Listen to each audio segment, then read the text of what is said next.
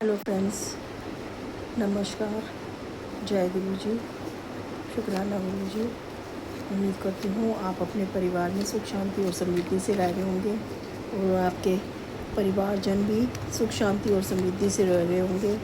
आपने अपनी सोच को पॉजिटिव रखा होगा और आपकी परिवार ने भी अपनी सोच को पॉजिटिव रखा होगा। हमें लाइफ में आगे सर्वाइव करने के लिए अपनी सोच को पॉजिटिव ही रखना होता है। और ये एक जनरल रीडिंग है गाइस, जिससे जितनी रेनोवेट हो उतनी रख लें, बाकी को छोड़ दें। और मैं आपका थैंक यू भी बोलना चाहती हूँ कि आप मेरी वीडियोस को देख रहे हैं, उन्हें लाइक शेयर और सब्सक्राइब भी कर रहे हैं और अपने कमेंट्स भी दे रहे हैं। प्लीज़ आप अपने कमेंट्स ऐसे ही देते रहिए जो मुझे मोटिवेट करते हैं और मुझे आपकी मोटिवेशन की बहुत ज़रूरत है। मैं ईश्वर से आपके स्वस्थ रहने और आपके परिवारजन की स्वस्थ रहने की कामना करती हूँ।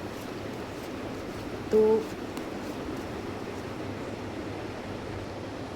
आज का हमारी रीडिंग का टॉपिक है, क्या आप अपने दिल की आवाज़ सुन रहे हैं?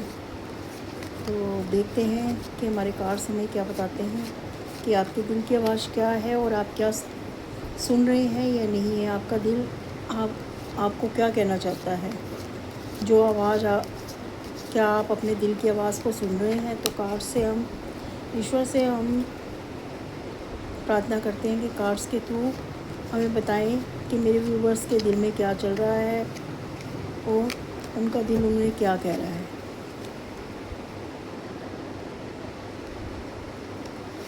तो देखते हैं कि कार्ड्स हमारे क्या बोलते हैं। जय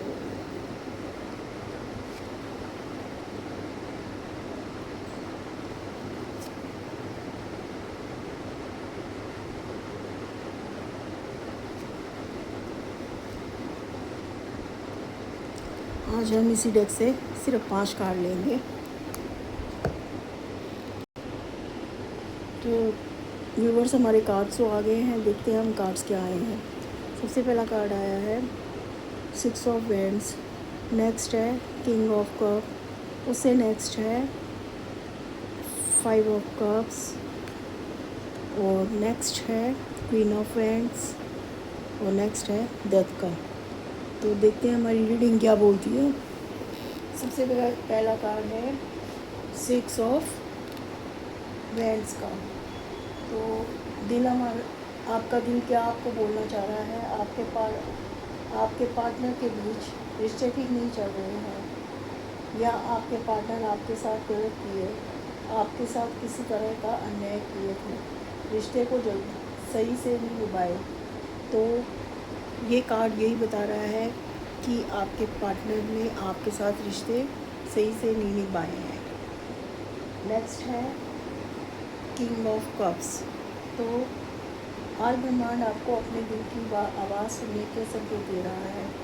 जिस कार्य या रिश्ते को लेकर आप लंबे समय से सोच रहे हैं, उसमें सकारात्मक ऊर्जा बन रही है। जल्दबाजी के बजाय प्रेम, विश्वास और धैर्य के साथ आगे बढ़े। विश्वास बनाए रखें, सब कुछ सही समय पर आपके पक्ष में आकार ले रहा है। तो आपके दिल की आवाज़ यही है कि आपको सही समय पर जो चीज़ होगी आपको मिल जाएगी। और नेक्स्ट है 5 ऑफ कप्स और क्वीन ऑफ वैंड्स। तो ये दोनों कार्ड बोल रहे हैं हाल ही में कोई बहस, गलतफहमी या दिल टूटने से ऐसी बात हुई है, लेकिन ये कार्ड बता रहा है कि अब शिकायतें भूलकर रिश्ते में नया उत्साह, प्यार और पॉजिटिविटी लाने की ज़रूरत है।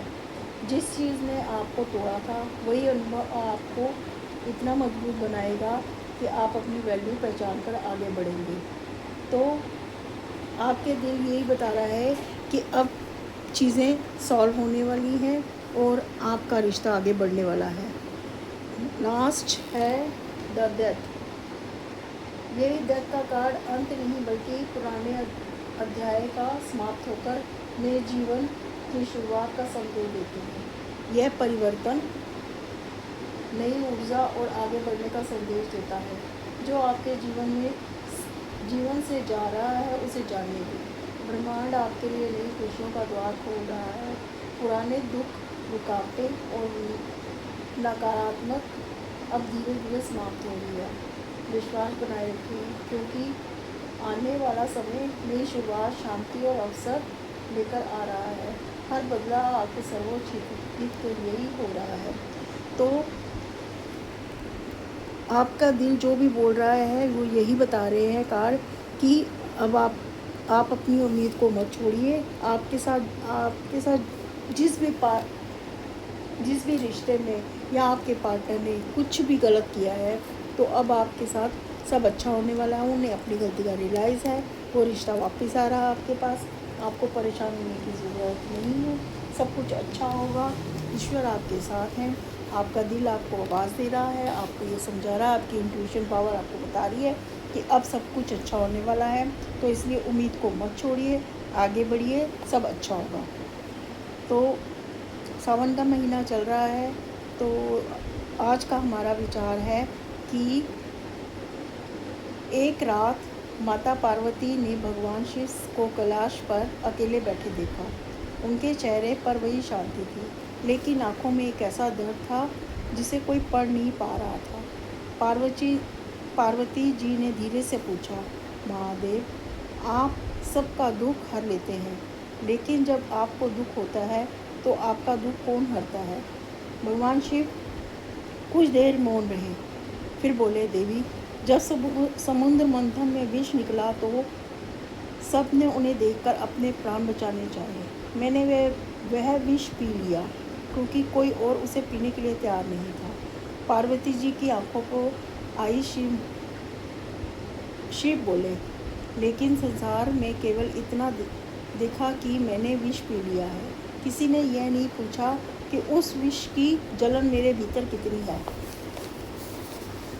पार्वती जी ने उनका हाथ पकड़कर कहा, महादेव, फिर आपने किसी को अपने दर्द क्यों नहीं कहा? शिव मुस्कुराए और बोले, क्योंकि देवी, जो सबके लिए सहारा बन जाता है उसका दर्द को समझने वाला बहुत कम होते हैं।